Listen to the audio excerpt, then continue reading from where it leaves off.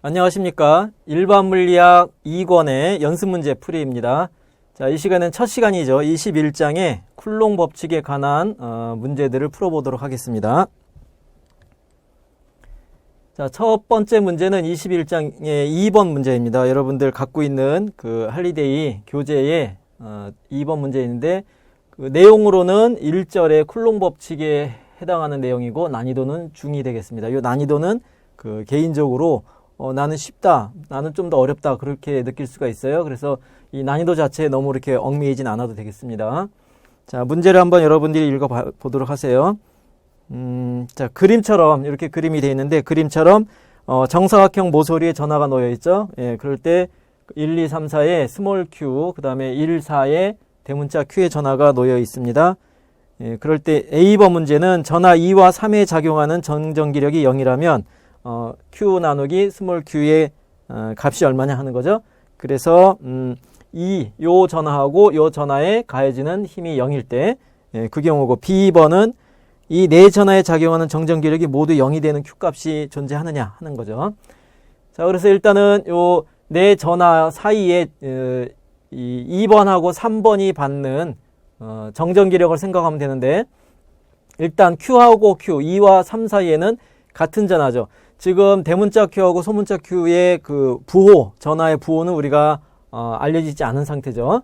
예, 그런데 스몰 Q하고 대문자 Q는 똑같이 같은 값이기 때문에 2와 3 사이에는 서로 미는 힘이 작용하죠. 쿨롱 법칙에 의해서.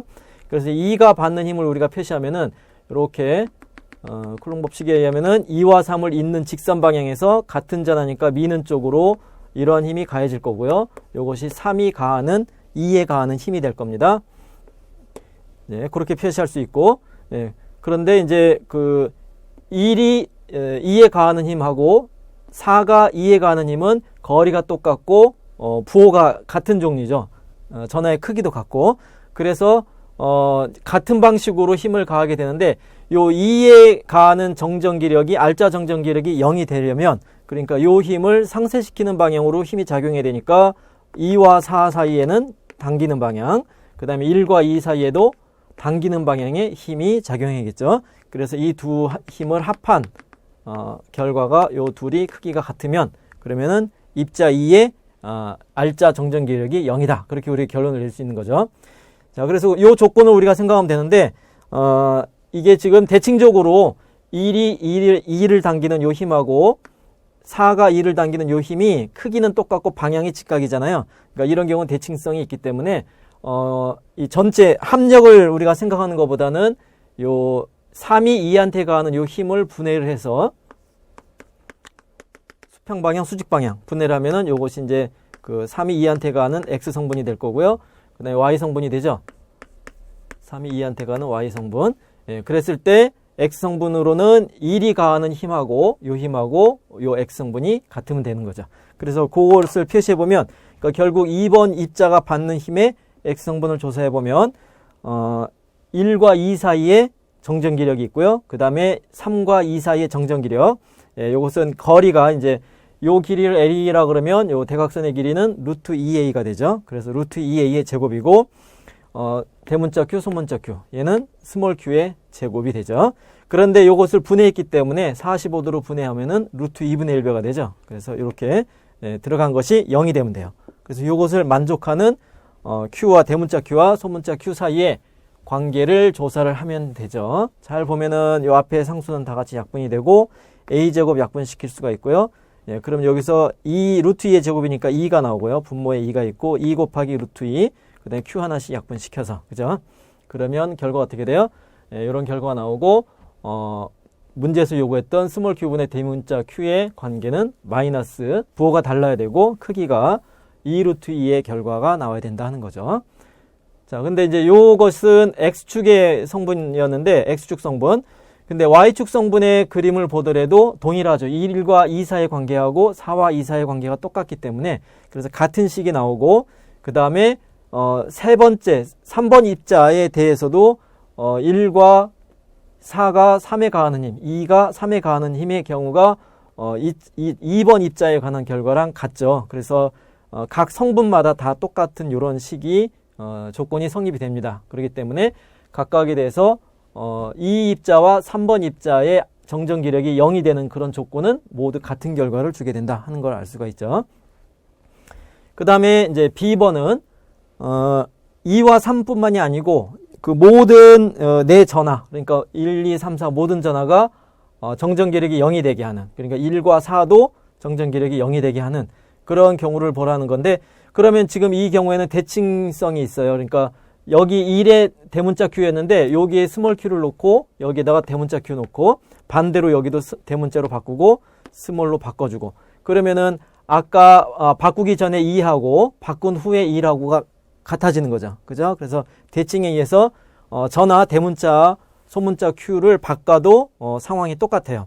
그렇다는 얘기는 2가 2번일 때 얘가 2번에 있을 때 얘가 1번에 있을 때 이런 결과였는데, 요걸 바꿔서 2번에 이제 대문자 Q가 있고 1번에 스몰 소문자 Q가 있을 때 그때도 같은 결과가 나와야 되죠. 그죠?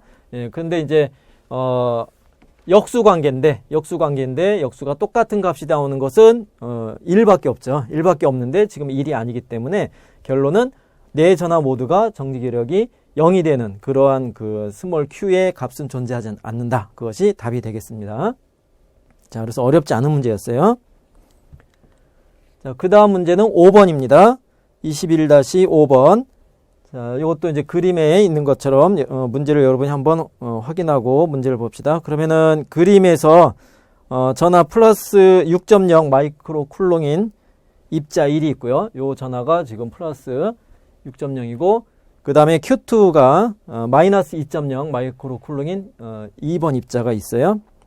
이것이 X축위에 L이 10cm 떨어진 지점에 있다 하는 건데, 여기에 전하량을 모르는 그 입자 3이 있고요. 그러니까 제3의 전하를 갖다 놓는데 요 전하가 1과 2에 의한 R자 정전 기력이 0이 되는 곳이 있다고 하면, 그때 그 입자 세 번째 입자의 X좌표와 Y좌표는 각각 얼마가 되겠느냐 하는 거죠.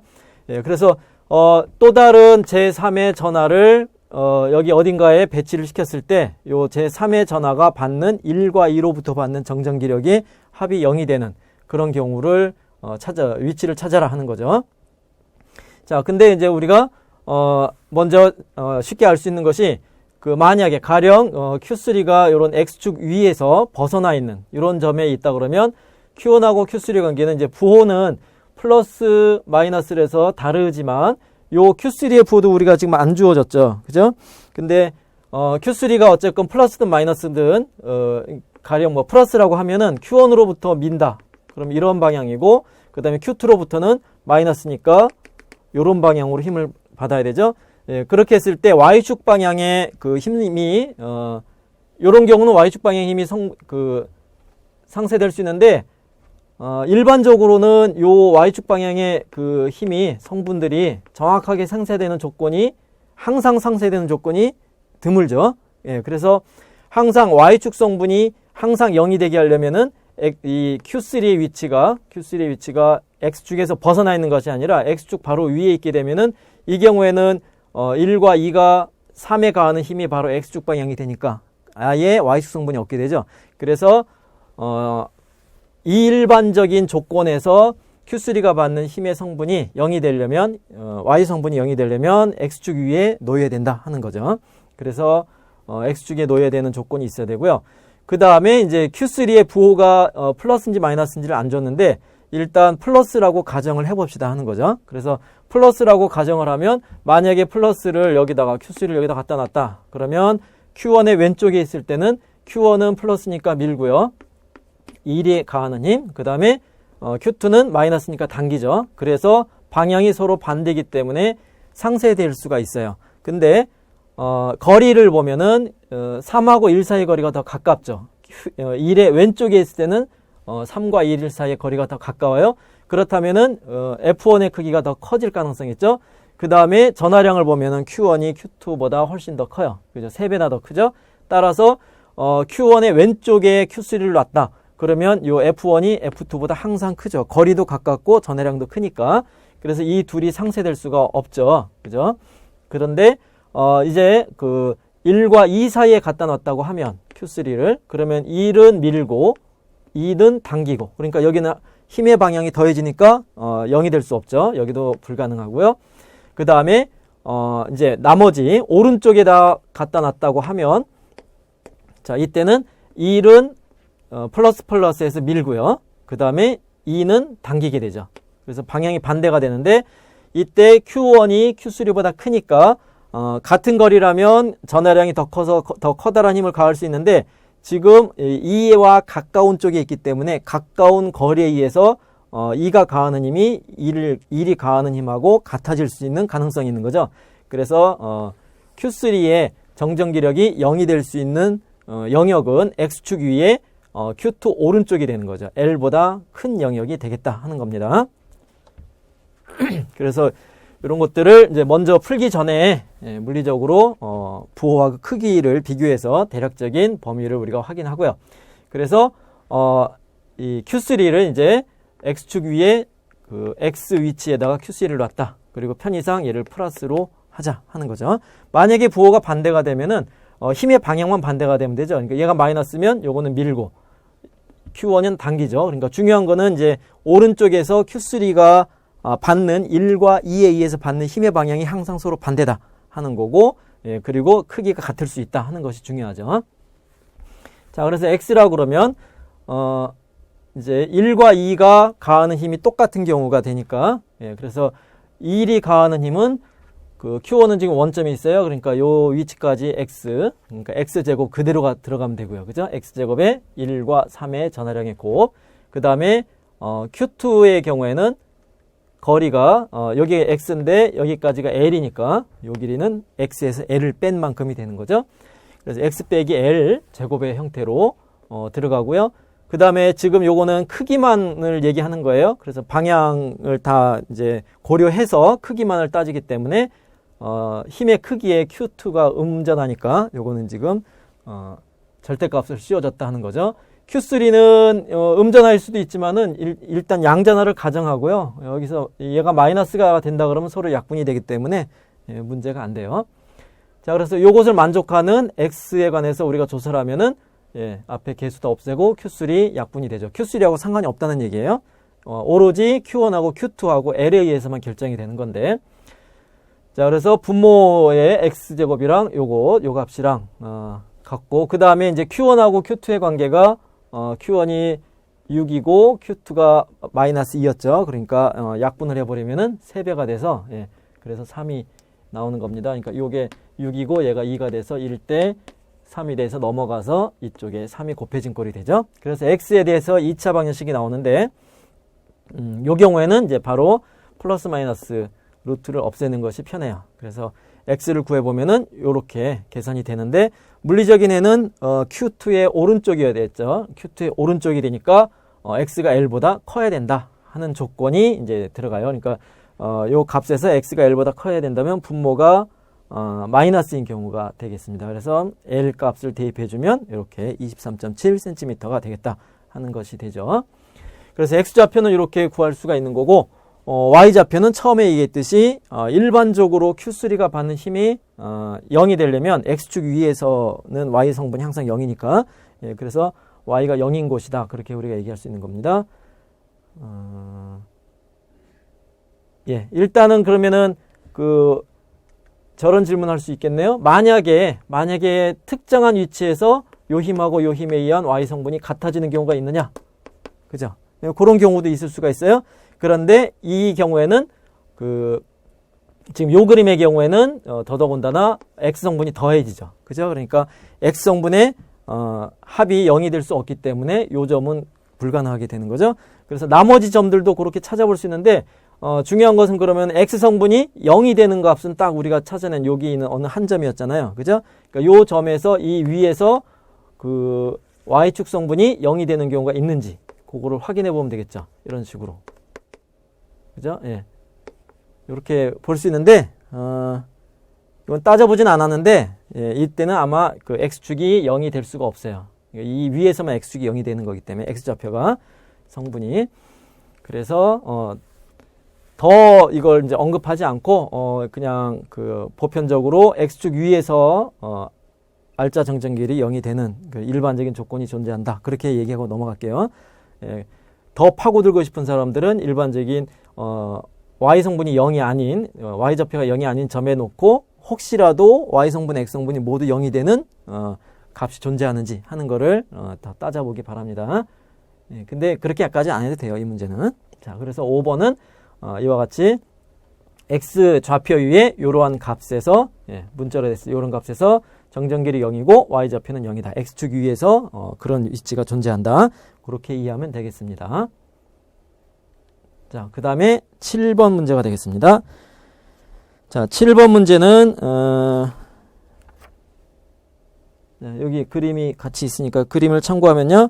예, 그림에서 전화 Q에 플러스 Q의 입자가 있고요. 1번 입자가 있고 그 다음에 그 플러스 9배인 전화가 있는 입자 2가 있어요. 요 두 입자가 L만큼 떨어져 있고요. 플러스가. 예, 그럴 때 그 전화 Q3의 또 다른 입자를 가져와서 세 입자가 평행이 된다.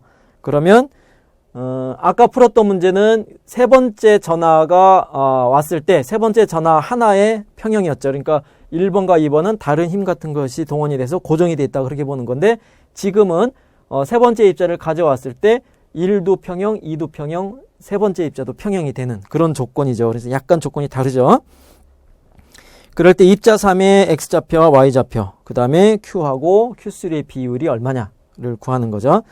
자, 이 경우에도 우리는 그 X축 위에 존재하겠죠. 그죠? Y축에 존재하게 되면은 1과 2가 Y 성분을 상쇄시킬 수 있는 방법이 없어요. 그래서 X축 위에 존재해야 되고, 위치해야 되고, 그 다음에 이제 세 개가 다 평형이 돼야 돼요. 자, 근데 이제, 만약에 Q3가 양전하다. 그러면 양전하인 경우에 양전을 여기다 갖다 놨다. 그럼 1번은 밀죠. 2번도 밀죠. 그러니까 여기는 불가능하고, 그 다음에, 오른쪽에 갖다 놨다. 그러면은 1번 밀죠. 2번도 밀죠. 그러니까 여기도 불가능하게 돼요. 그런데 가운데다 놓게 되면은 1번이 밀고 2번은 왼쪽으로 미니까 이 Q3는 평형이 될 수 있어요. 근데 Q1 입장에서는 Q3가 밀죠. 그 다음에 Q2도 밀게 되죠. 그러니까 그 아까 Q3를 Q1 왼쪽에 놨던 상황이랑 똑같아지는 거죠. 오른쪽에 양전화 두 개가 있어서 Q1은 둘 다 밀게 되니까 그래서 Q1이 평형이 될 수가 없게 돼요. 그죠? 예, 그래서 결론은 Q3가 양전화가 되면은 세 전화가 동시에 평형을 이룰 수가 없다. 그래서 Q3는 음전화가 돼야 된다는 얘기죠. 그러면 음전화라고 했을 때 이제 Q3를 마이너스를 여기다 놓으면 Q1이 당기죠. 그 다음에 Q2도 당기죠. 그러면 이 경우에도 왼쪽에서는 있을 수가 없고요. 그 다음에 오른쪽에도 보면은 그 마이너스를 전환했을 때 Q1이 당기고 Q2도 당기게 돼요. 그러니까 이 경우도 Q3가 평형이 될 수가 없네요. 그런데 가운데 영역에다가 Q3를 갖다 놓게 되면은 마이너스잖아. 그러면 Q1이 당기고 F1, 그 다음에 Q2도 당기죠. F2. 그래서 Q3는 요 두 힘의 크기가 같은 조건에서 평형이 될 수가 있죠. 그죠? 그런데 이제 여기서 그 1의 경우도 보면 1의 경우도 1은 2가 미는 힘이 작용하고요. F2. 그 다음에 1은 또 3이 당기는 힘이 작용하죠. 그죠? 그냥 1, 2라고 하면 헷갈리겠네. 얘는 아까 1, 3이었고 얘는 2, 3이었고요. 그 다음에 얘는 2가 1한테 가하는 힘, 그리고 요 힘은 3이 1한테 가하는 힘. 그 다음에 이제 그러니까 요 경우에도 보면 부호가 반대니까 상쇄될 수 있는 거고요. 그 다음에 Q2의 경우에도 Q1이 미는 힘. 그죠? Q1이 미는 힘. 그 다음에 Q3가 마이너스니까 당기는 힘이 방향이죠. 3, 그러니까 2, 3. 네. 그래서 세 전화 모두 다 Q3가 마이너스이면서 1과 2 사이에 위치하게 되면은 세 전화 모두 다 다른 두 전화로부터 받는 힘의 방향이 다 반대가 돼요. 그죠? 그러니까 일단 평형이 될 수 있는 조건이 성립이 되는 거고요. 그럴 때 이제 실제 그 Q1이나 Q2나 Q3의 평형이 되려면 이 각각의 두 힘의 크기가 똑같아야 되는 거죠. 그래서 먼저 Q1의 평형을 조사하면은 그 음전화로 우리가 생각했던 이 세 번째 입자가 Q1을 당기는 힘, 그러니까 1, 3 하고 그 다음에 2번 입자가 1번 입자를 당기는 힘, 1, 2하고의 크기가 같아야 되는 거죠.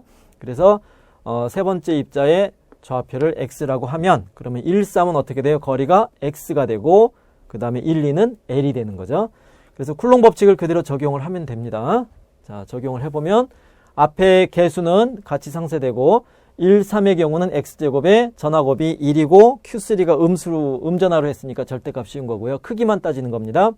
그 다음에 1과 2 사이에는 l제곱에 q1, q2가 되는 거죠. 그래서 q1을 없애니까 이렇게 첫 번째 식이 나오는 거고 q2는 우리가 자, q1하고 q2가 9배의 관계가 있었죠. 예, 그래서 q2를 q로 바꿔서 표시한 겁니다. q1은 없어지고 q2는 9q의 값을 대입했다. 그렇게 보는 거예요. 그 다음에 2번의 평형도 2에다가 3이 가하는 힘하고 1이 2에 가하는 힘하고 같으면 되죠. 크기가. 그래서 2와 3 사이의 힘은 거리가 어떻게 돼요? 2와 3 사이에는 요게 x였기 때문에 요 길이는 l에서 x를 뺀 만큼이 되는 거죠. l 빼기 x. 자, 그래서 l 빼기 x제곱에 2와 3, 그 다음에 1과 2는 똑같이 l제곱에 1, 2가 되죠. 그럼 여기서도 q2 약분시키고 q1에다가 q값 대입한 값이 이제 2번식이 되는 거고요. 마지막으로 세 번째 입자의 평형. 그러니까 세 입자가 다 평형이 돼야 되니까. 그래서 1번 입자가 3에 가하는 힘, 2번 입자가 3에 가하는 힘. 그럼 1번 입자는 x제곱에 q1, q3, q1 요거랑 같은 거고요.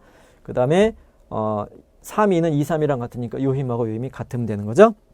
그래서 q3 약분되고 q1, q2에다가 각각 q하고 9q를 대입하면 이렇게 3번식이 나오는 거죠. 자, 그래서 요 세 식에서 우리가 찾아야 되는 게 뭐예요? x의 위치를 찾으면 되는 거죠. 그죠? 예. 근데 이제 딱 보면은 1번, 2번에는 q3에 따라서 달라지는 조건이고 3번을 보면은 이제 x만의 관계식이 나오는 거죠. 예. 그래서 3번 식에서 약분시켜서 x에 관한 관계식을 찾아내면 이렇게 2차식이 나오는 거고요. 이 경우에도 역시 바로 루트 씌워가지고 l 빼기 x가 플러스 마이너스 전체의 루트, 그래서 3x가 나오게 해주면 돼요. 그래서 x를 구해보면은 x가 두 가지 값이 나오는데 우리가 앞에서 그 1과 2 사이에 q3가 놓여야 된다. 그렇게 우리가 고려를 했잖아요. 그러니까 물리적인 해는 1과 2 사이, 그러니까 0과 l 사이에 값이 존재해야 되고요. 그래서 가능한 값은 4분의 1만큼이 가능하다 하는 것이 되겠습니다. 자, 그 다음에 B번은 당연히 그 x축 위에만 이런 조건이 가능할 거기 때문에 y가 0이다 하는 거였고요. 그 다음에 C번은 Q와 Q3의 B가 얼마냐 하는 건데, 자, 앞에서 우리가 구해놓은 식 중에서 1번식이나 2번식을 보면 Q와 Q3의 관계가 있죠. 그리고 X를 구했기 때문에 X 대입해가지고 우리가 찾으면 돼요. 잘 보면은 여기 1번이 좀 더 간단해 보이네요. X 바로 대입하면 되니까 여기다 4분의 2를 대입을 하면 되겠죠. 예, 그래서 1번식에다가 Q와 Q3분에는 L제곱분의 9X제곱인데 예, X가 4분의 1 L이니까 이걸 대입해서 16분의 9가 돼야 되고 Q3가 음전하였기 때문에 부호는 마이너스가 돼야 된다 하는 거죠. 그래서 계산하면 이렇게 나온다 하는 겁니다. 그래서 요 문제는 이제 조금 이제 난이도는 중밖에 안 됐지만 계산은 조금 더 번거로워졌어요. 앞에 문제보다. 예. 그래서 물리 문제의 난이도는 사실은 수학적인 난이도에 많이 의존을 한다 하는 것을 여러분이 경험을 하면 되고요.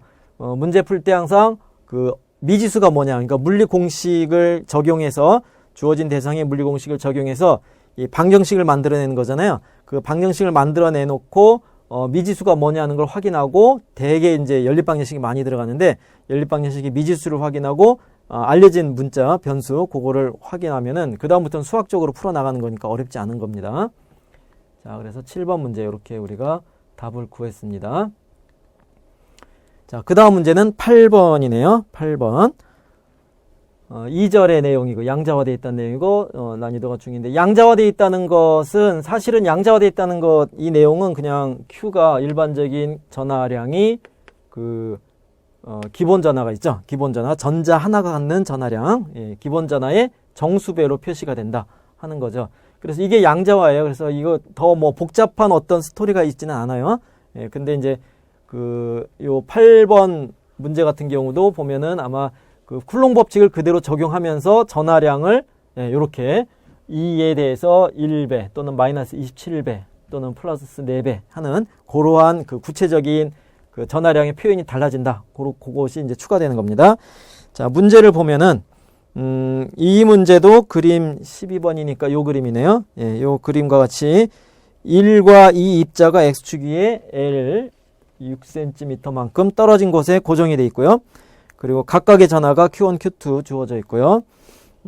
이럴 때 전하 3가 4, 2의 전하 3가 요 놈을 1과 2 사이에 놓았어요. 그러니까 1과 2 사이 요 사이에다가 전하를 놓았다. 그럴 때 입자 3은 알자 정전기력이 생긴다. 그죠? 예. 그럴 때 A번 이 알자 정전기력의 크기가 최소가 되는 입자 3의 좌표가 무엇이냐? 그 다음에 최소 정전기력의 크기가 얼마냐 하는 거죠. 자, 이 경우에는 알자 정전기력이 0이 되는 게 아니고 여기다 여기 어딘가에 놨을 때 3번 입자를 놨을 때 플러스네요. 예, 그랬을 때 알자 정전기력이 최소가 되는 걸 찾아라 하는 거죠. 그럼 최소 값을 찾거나 최대 값을 찾거나 하는 것은 이제 수학적으로는 가장 보편적인 방법이 더함수, 미분을 해가지고 그 값을 찾는 거죠. 극대나 극소. 예, 그렇게 되는데 이제 그렇기 때문에 일반적으로 최대 최소 문제는 일단은 그 일반적인 x에 관해서 그러니까 Q3의 위치를 x라고 했을 때 x에 관해서 알자 정전기력의 그 크기를 함수 형태, x의 함수 형태로 찾아낸 다음에 그걸 미분한다. 그렇게 생각하면 돼요. 자, 그래서 전하 Q3가 받는 알자임은 지금 부호가 다 정해져 있어요. 크기도 다 정해졌고, 예, 그래서 플러스니까 1번 전하는 오른쪽으로 밀고, 그 다음에 2번 전하는 마이너스니까 역시 오른쪽으로 당기네요. 그죠? 그래서 1과 2 사이 위치에서는 그 같은 방향이기 때문에 알자 전기력이 더해지는 거죠. 더해져서 1과 3 사이의 전기력, 2와 3 사이의 전기력이 더해지는데 거리가 1과 3 사이에는 x제곱이고 전하량은 Q1, Q3인데 일단 절대값 씌워서 표시를 했어요. 그러니까 지금은 이게 다 양전하이지만 더해진다는 의미에서 예. 그 다음에 2가 3을 당기는 것, 그거는 거리가 어떻게 돼요? 요게 x고 여기 전체가 1이니까 요 길이는 L 빼기 x가 되죠. 그래서 L 빼기 x에 2와 3. 여기서는 지금 2가 음전하기 때문에 절대값 씌워줘야 되고요. 자, 그런데 전하량을 다 단위전하, 기본전하 2로 표시했기 때문에 예, 그거 다 집어넣어주면은 자, 집어넣으면은 요게 플러스 1이고 이게 플러스 4죠. 그죠? 예, 그래서 플러스 2 플러스 4, 2 곱한 거니까 4랑 약분해서 1로 들어간 거고요. 2제곱 바깥으로 나간 거고 그 다음에 2와 3에도 얘가 27, 2고 얘가 4, 2니까 여기서 4, 4에서 약분시킨 거고 27 남겨놓고 2제곱 빠져나간 거죠. 그죠? 근데 여기서는 Q2가 음수기 때문에 예, 마이너스에서 전체적으로는 플러스 27 값을 대입해서 더한 겁니다. 힘의 방향이 더해지기 때문에 크기가. 자, 그럼 결국 세 번째 입자의 알자 힘을 그 x의 함수로 이렇게 찾아낸 거죠. 잘 보면은 분수 함수꼴이에요. 요 함수의 최대값을 구하라가 되죠. 그래서 최대 최소 구할 때는 그 우리가 흔히 많이 쓸 수 있는 게 삼각함수 같은 경우에는 플러스 마이너스 1 사이에 존재하니까 진폭이 최대가 되고요. 그 다음에 그 양의 정수의 더하기 곱하기 형태일 때는 산술기하 평균을 쓸 수 있죠. 예, 그런데 그보다 일반적인 것은 지금 그 함수 형태를 찾아서 그 값을 이용할 수 있다 하는 겁니다. 자, 근데 이제 범위가 x가 0과 l 사이에 존재한다는 것을 머릿속에 염두에 둬야 돼요. 자, 그래서 요거의 최대 치수를 구하기 위해서 요 안에 가로 안에 값을 미분을 해보자 하는 겁니다. 자, 그래서 A번 미분을 해서 요것이 0이 되는 것이 극값이니까 일단 극값을 구해보고요. 극값 중에서 극대냐 극소냐를 찾아보면 되는데 일단 미분을 할게요. 그럼 x제곱에 대한 미분은 x 세제곱분의 1이 되죠. 예, 분모에 있으니까. 그리고 마이너스 2 내려간 거고 그 다음에 두 번째 항에 대한 미분도 마이너스 2가 나와서 그리고 지수는 마이너스 3이 되고 27은 그대로 있는 거고요. 그 다음에 요 안에 x가 아니니까 요 안에 것을 한 번 더 미분해야 되죠. 예, 미분할 때 마이너스 x였어요. 마이너스 1이 나온 거죠. 그래서 전체적으로 얘가 0이 되는 조건은 x에 대해서 이렇게 3차 방정식의 형태가 되네요. 자, 근데 여기서도 잘 보면은 그 세제곱 여기 27이기 때문에 세제곱 빼기 세제곱꼴이에요. 그래서 우리가 고등학교 때 잘 알고 있는 a 세제곱 빼기 b 세제곱의 인수분해 형태가 되는 거죠. 예, 그래서 인수분해를 해보면 a 빼기 b에 a제곱에 플러스 ab b제곱이죠. 예, 그래서 이것이 0이 되면 얘가 0이 되는 조건이에요. 그래서 a가 여기서 보면 a는 27은 3의 세제곱이죠. 그러니까 3x가 a가 되고 나머지 l-x가 b가 되면 되죠. 그죠? 그래서 a 빼기 b 그 다음에 a제곱 b제곱 곱하기 a 곱하기 b가 0이 되게, 그래서 정리를 한 번 더 해주면은 1차 항은 이렇게 4 빼기 l이 되고 4x 빼기 l이고 안에 거 다 전개해서 정리하면은 이렇게 x제곱의 형태가 되죠. 그죠? 그러면은 이제 일단 3차 방정식이니까 근이 3개 나올 수 있는데요. 여기서는 실근이 나오겠죠. 근데 여기는 2차식이기 때문에 2차식이 실근을 갖게 되면은 전체 근이 3개예요. 그래서 그 3개의 근이 이제 다 극값이 되는 거죠. 그래서 조금 더 복잡해지는데, 그래서 일단 요 2차식에 대해서 판별식을 조사해 보면, 실제로 근을 구하기 전에 판별식을 조사해 보면 b제곱에 마이너스 4ac잖아요. 그래서 대입을 해 보면 이것이 마이너스 4 곱하기 7이어서 항상 0보다 작게 되네요. 그 얘기는 요 2차식의 해는 허근이 된다는 얘기죠. 그럼 허근은 물리적인 해가 될 수가 없어요. 허수로 나오는 거는 물리적으로 이제 우리가 관찰할 수 있는 게 아니기 때문에 그 물리적으로 의미가 있는 해는 실근으로서 실근이 되는 거고, 그 값은 4x 빼기 l이 0이니까 4분의 l이 그 의미가 있는 값이 되는 거죠. 그래서 수학적으로도 요것이 이제 극값이 되는 거죠. 허근이 극값이 되는 게 아니니까. 그래서 x가 4분의 1일 때가 극값이니까 적어도 요 값이 최대이거나 최소이거나 하는 건데, 이게 이제 최소냐 최대냐를 풀어보려면 원칙적으로는, 수학적으로는 요 함수를 한 번 더 미분해서 두 번 미분한 도함수에, 이계도함수에다가 요 값을 대입했을 때 부호가 양수면 극소, 음수면 극대가 되는 거죠. 그래서 극대 극소를 확인해야 돼요. 근데 물리 문제에서는 거의 이 수학적인 함수 관계를 알고 질문을 던지기 때문에 최소 구하라 그랬으면은 이 극값이 최소 극소가 될 가능성이 높아요. 그래서 일단은 x가 4분의 1인 값이 이 극소인 경우로 우리가 답을 바로 확인해 볼 수가 있어요. 자, 그래서 4분의 1 대입하면 1.5가 되는 거고요. 이제 여기서 사실은 이제 조금 더 확인해 본다 그러면 x가 0과 l 사이에 있으니까 0일 때의 값하고 l일 때의 값을 확인해 볼 필요가 있어요. 근데 이제 물리적으로는 x가 0이 되면 얘가 무한대로 가는 거고, 0이 되면, 그 다음에 x가 l이면은 요것이 무한대로 가죠. 그러니까 이 둘은 무한대라면 중간에, 그러니까 0에서 요 l까지 x가 쭉 변할 때 무한대에서부터 작아졌다가 최소가 됐다가 다시 무한대로 올라가는 그런 모양이 되겠죠. 그래서 구체적인 그래프를 안 그려봐도 이런 극한의 리미트 값들을 조사해 보면 x가 요 중간에 최소가 존재하는구나, 그렇다면 극소이겠구나 하는 것을 우리가 추정할 수 있는 겁니다. 그래서 너무 수학적으로 매달릴 필요는 없어요. 물리적으로 우리가 원하는 답을 구하면 되니까. 그래서 여기서도 극소를 확인하지 않고 바로 이것이 최소의 위치다 하는 것을 우리가 답으로 쓸 수가 있는 겁니다. 그래서 1.50cm에서 최소다는 거고요. 그 다음에 B번이 이때 정전기력의 크기가 얼마냐 하는 거죠. 그러니까 x가 4분의 1일 때 힘의 크기를 구해라.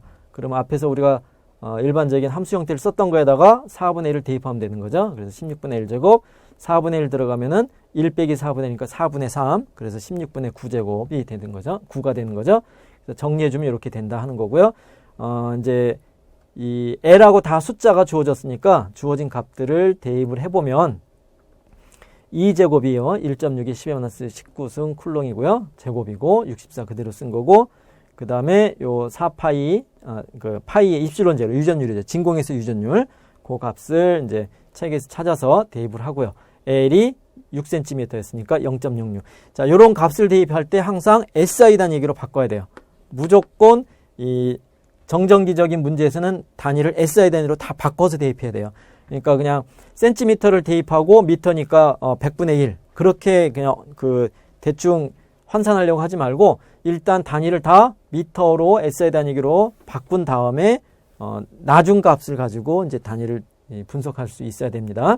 그래서 0.06이 들어가야 된다 하는 것을 잊지 말도록 해야 됩니다. 자, 그래서 이거는 뭐 그러니까 수학적인 것이 그 미분을 통해서 극값을 찾는다, 최소 최대를 찾는다 하는 것, 예, 그러한 개념을 적용하는 연습해보는 문제가 되겠습니다. 자, 그 다음 문제는 10번 문제네요. 예, 10번 문제는 역시 전화가 양자화되어 있다는 내용이고, 그 다음에 난이도는 상이네요. 예, 어렵다는 의미인데, 자, 문제를 보도록 할게요. 예, 10번 그림이고요. 여기 이제 13번 그림인데, 그림에서 x축 위에 전자 1과 전자 2, 그죠? 여기 전자 1이 있고 전자 2가 있고요. 예.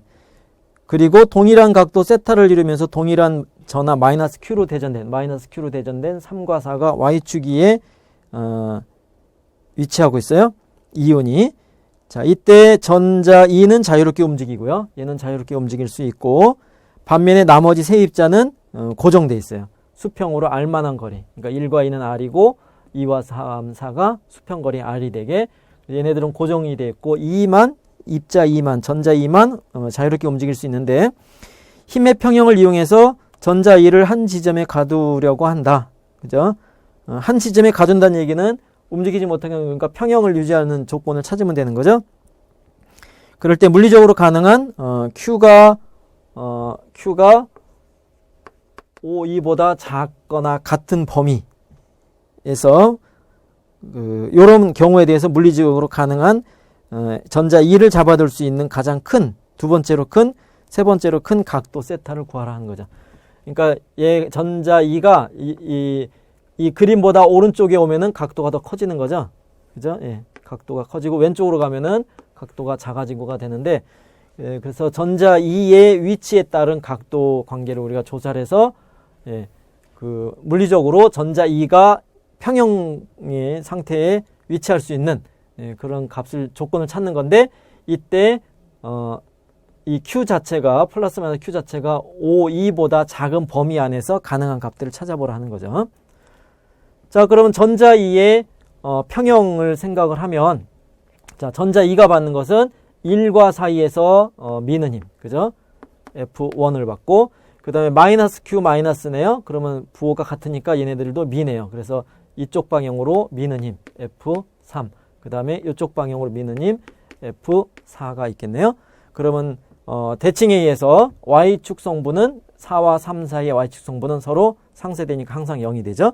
그러면 이제 남는 것은 X축 방향으로는 이 크기도 같아요. 지금 그 3과 4가 X축에 대해서 대칭이 위치해 있기 때문에 크기가 같으면 이 둘을 분해해서 나오는 그 X축 성분의 2배가 되는 거죠. 예. 그래서 요 두 힘의 합과 1이 2를 미는 힘의 크기가 같은 곳이 평형이 되는 겁니다.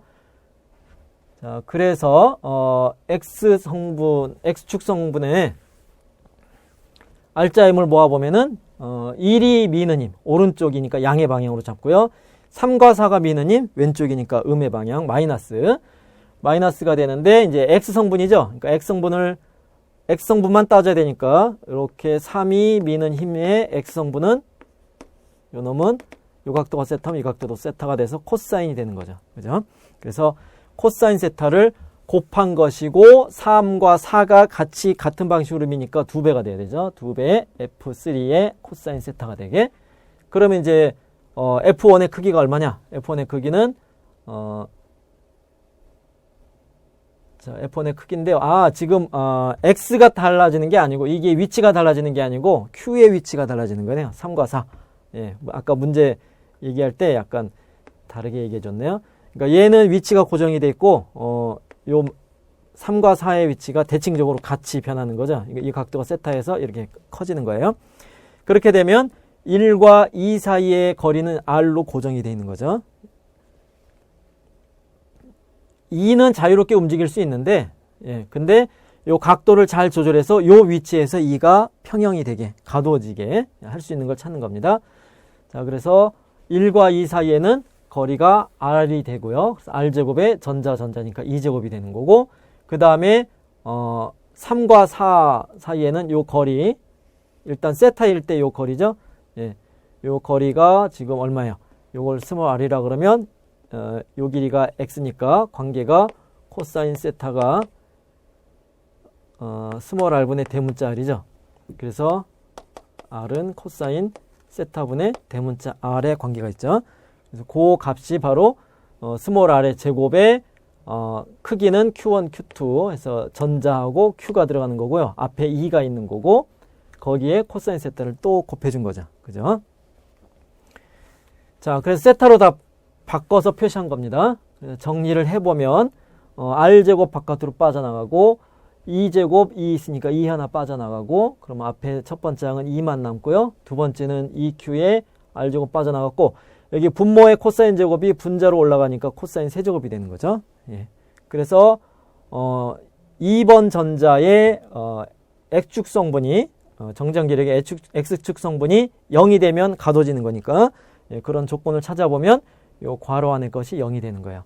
그래서 코사인 세타가 2q분의 스몰 2가 되는 조건을 만족하면 전자를 가둘 수가 있다가 되는 거죠. 이 각도에 대해서, 이 크기의 q에 대해서. 자, 그렇게 되는데 지금 문제에서 그 전하가 5, 2보다 작거나 같은 범위라고 얘기를 했어요. 그러니까 그런 범위 안에서 요 조건이 만족이 되는 경우를 조사하는 거죠. 네, 근데 전하는 양자화되어 있어요. 그러니까 5, 2보다 작을 수 있는 범위는 일반적인 n2로 표시했을 때 1부터 해서 1, 2, 3, 4, 5까지가 되는 거죠. 그죠? 지금 음수는 다 뺀 겁니다. 지금 부호가 얘가 평형이 유지되려면 1과 2가 미는 것처럼 2와 3도 밀어야 돼요. 그러니까 여기 음전화, 그럼 여기도 음전화가 되니까 q 자체는 양의 값으로 우리가 생각한 거죠. 그래서 양의 값으로 1, 2부터 5, 2까지의 관계를 추적하면 되는 거죠. 그래서 경우의 수를 따지는 거예요. 그래서 이 정수로 표시되어 있다 그러면 일반적으로 푸는 게 아니라 경우 수를 따지면 돼요. 5가지 경우를 찾아보면 되는 거죠. 그래서 q가 1일 때, 그럼 q가 1일 때, 그럼 코사인 세제곱이, 세타 세제곱이 2분의 1이 되는 거죠. 그것을 만족하는 세타 값을 확인해 보는 거고, 예, 그래 보면은, 코사인 세타가, 2의 3분의 1승이 되는 거고요. 요걸 만족하는 거 이제 계산기를 활용해야 돼요. 컴퓨터나 계산기를 활용해서, 세타를 구해보면은 0.654 라디안 또는 37.5 디그리가 되는 거죠. 이것도 여러분이 그 라디안하고 각도의 관계, 예, 파이 라디안이 뭐예요? 파이 라디안이 뭐랑 같다? 180도 디그리와 같다 하는 것. 예, 요거는 잘 알고 있죠?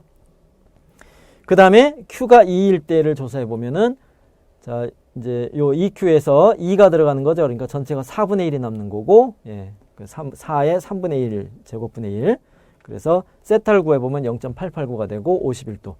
그러면은 요게 작은 값이고 그 다음 요게 두 번째가 되겠네요. 그럼 3을 대입해보면 예, 마찬가지 계산하면 0.988이 되는 거죠. 그래서 문제에서 요구한 것이 가장 큰 거, 두 번째로 큰 거, 세 번째로 큰 각도 세타를 각각 구하라 그랬으니까 요 순서대로 답이 되면 되죠.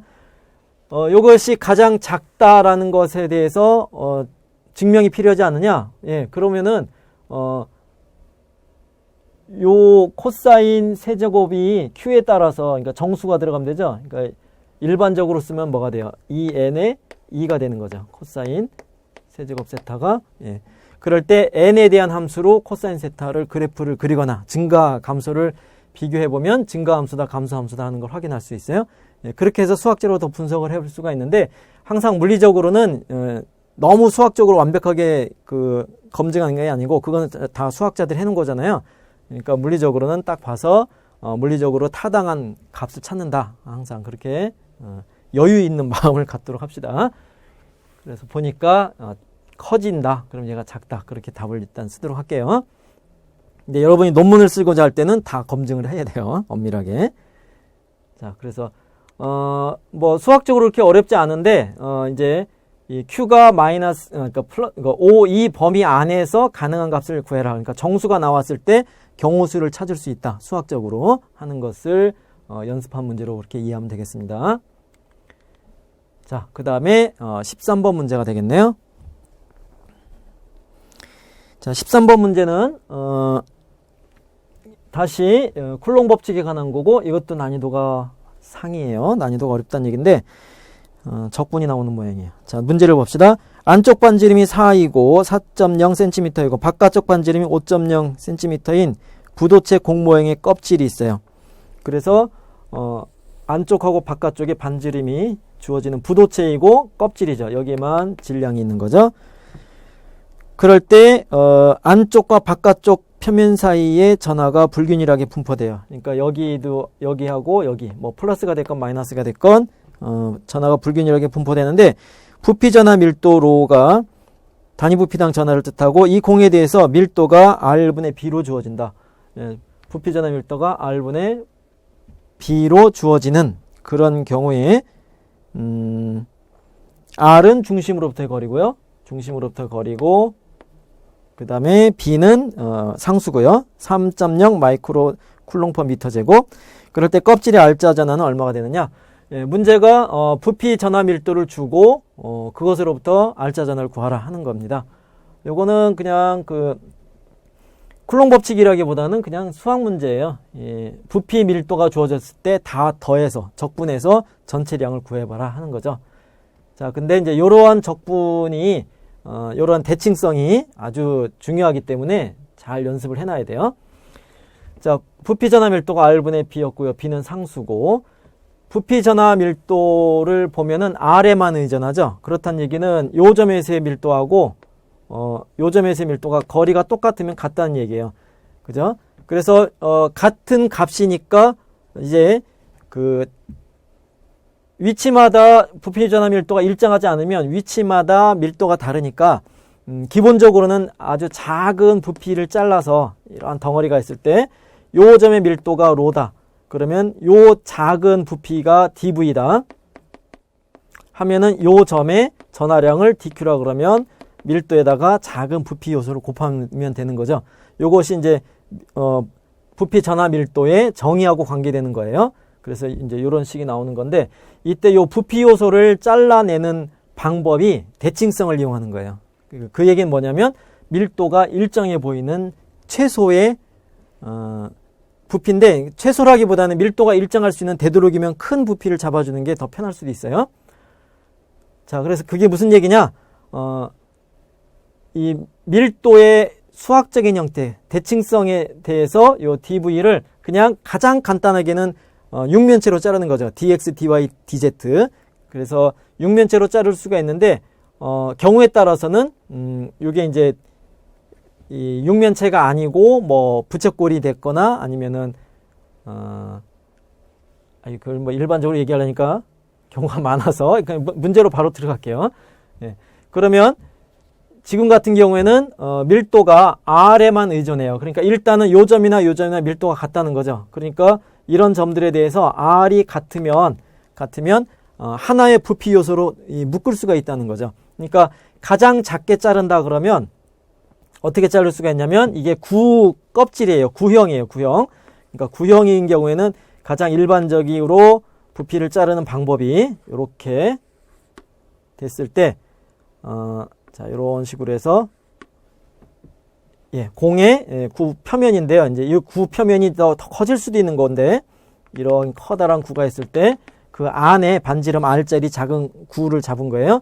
이 구 표면에서 요런 식으로 부채꼴로 요 각도가 벌어지는, 그 다음에 중심에서 이렇게도 또 부채꼴 모양이 되게, 요것도 부채꼴이고 요것도 부채꼴이. 근데 이제 요게 이렇게 이런 식으로, 그러면 요런 모양이 나오죠.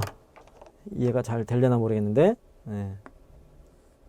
요게 부채꼴이고 요게 부채꼴의 호, 얘도 부채꼴의 호, 그죠? 그리고 두께가 있는 요러한 그 부피 요소로 자를 수가 있어요. 그러니까 뭘 생각하면 되냐면 수박 껍데기를 수박 잘 익었나 이게 뚫어보잖아요. 그럴 때 칼로 수박 표면을 이게 사각형으로 잘라서 딱 뜯어보면은 요 모양은 사각형인데 사실은 이 구 위에서 자른 거니까 호의 길이가 되잖아요. 둥글게, 여기도 둥글게, 그 다음에 수박 껍데기에 두께가 있죠. 그러한 모양의 부피 요소를 우리가 생각할 수 있는 거예요. 그래서 요게 이제 dr이고, 요 r이 점점 커지면서 이 두께가 dr이고, 요 각도가 d파이고, 요 각도, 그 다음에 이 각도가 d세타가 되게, 그런 식으로 해서 가장 일반적인 3차원 구면 좌표계에서의 부피 요소를 자를 수가 있어요. 이 문제도 엄밀하게는 이러한 모양으로 자를 수가 있는데, 그런데 이제 이 문제 같은 경우는 이 점이나 이 반대편에 이렇게 했을 때 반대편, 예, 반대편에 이렇게 잘라보면, 그죠? 그러니까 요 부분, 요런 부분, 그 부분이나 요게 그 거리가 같으면은 이 점이나 이 점이나 밀도가 같다는 거예요. 심지어 각도가 달라도 이런 부분에 대해서도 같다는 얘기죠. 그래서 밀도가 똑같은 값을 가질 수 있는 그런 부피 요소들을 다 모아보면 이때는 바로 국껍질 전체가 되는 거죠. 그래서 이렇게 반지름 R짜리고, 그죠? 예, 두께는 DR만큼이고요. 그러면서 구표면 전체를 덮는 국껍질, 아주 얇은 국껍질을 생각하면 국껍질의 반지름이 R로 우리가 볼 때 두께는 굉장히 얇으니까요. 예, 그렇게 되면 모든 이 구표면에서 모든 국껍질 표면에서의 모든 전하 밀도가 똑같이 R분의 B로 표시가 된다는 얘기죠. 알겠죠? 예, 그래서 얘가 일정하게 보이기 때문에 그 부피를 곱해주면 되겠다 하는 거예요. 그러면 이제 이러한 껍질의 부피를 우리가 생각하면 되는데 표면적이 4파이 R제곱이죠. 그리고 두께가 있죠. 두께. 예, 요 두께가 DR만큼이 되게. 예, 그렇게 해서 부피 요소를 각도하고 상관이 없이 거리에만 관계되는, 그러니까 이런 걸 구형대칭이라고 하는데, 구형대칭이 유지되는 경우에는 이런 국껍질, 이 부피 요소를 국껍질 요소로 자를 수가 있다는 겁니다. 4파이 R제곱의 DR 그렇게 되고 밀도를 곱해서 정리해 준 것이, 이것이 바로 요 국껍질에 분포하는 전하를 다 더한 전하 요소가 되는 겁니다. DQ. 그러면 우리는 이제 뭘 하면 돼요? 이것이 안쪽 반지름, 바깥쪽 반지름까지 요 국껍질로 차곡차곡차곡 양파 껍질처럼 잘라놓고 다시 더하는 거죠. 그래서 적분하면 된다 하는 겁니다.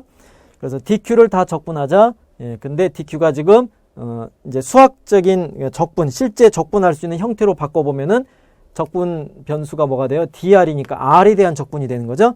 그래서 구간을 R에 대한 구간, 안쪽 반지름, 바깥쪽 반지름이 되게 해주면 돼요. 그러면 잘 보면 RDR이니까 1차 함수의 적분이에요. 그러니까 적분 자체는 어렵지 않아요. 그래서 2분의 R제곱이 들어가고 R1, R2가 들어가서 정리하면 이렇게 나온다 하는 거고요. 이때 R1하고 R2 값이 주어졌으니까 대입을 하면 총 전하량을 구할 수 있다가 되는 겁니다. 그래서 이러한 그 구형 대칭에 관련된 적분을 연습한 사람한테는 이 뭐 난이도가 어렵지 않은 거예요. 근데 이러한 적분 자체가 익숙하지 않다. 이거는 연습을 많이 해야 돼요. 예. 근데 잘 이제 요 DV를 어떻게 잘라내느냐, 이 국껍질로 잘 잘라낸 것, 그러니까 그런 것들이 이 R에만 의존하는 형태이기 때문에 이렇게 낼 수 있다 하는 것, 그런 것들을 연습을 통해서 익숙하게 다듬어야 됩니다. 자신의 것으로. 예. 그걸 알면 쉽고, 그걸 모르면 굉장히 어려워지고 하는 겁니다. 자, 그래서 값을 대입해 보면은, 예, 주어진 값이죠. 2파이에 B 값이 이렇게 주어졌었고, 예, 그 다음에 다 SI 단위로 바꾼 거예요. 예, 그렇게 해서 0.017 마이크로 쿨롱이 되게 그렇게 값을 구할 수 있다가 되겠습니다. 알겠죠? 예. 상당히 수학적인 게 많이 들어간 거기 때문에 연습을 잘하면 나중에 굉장히 도움이 되겠습니다. 자, 시간이 좀 됐으니까 잠깐 쉬었다가 계속 이어가도록 하겠습니다.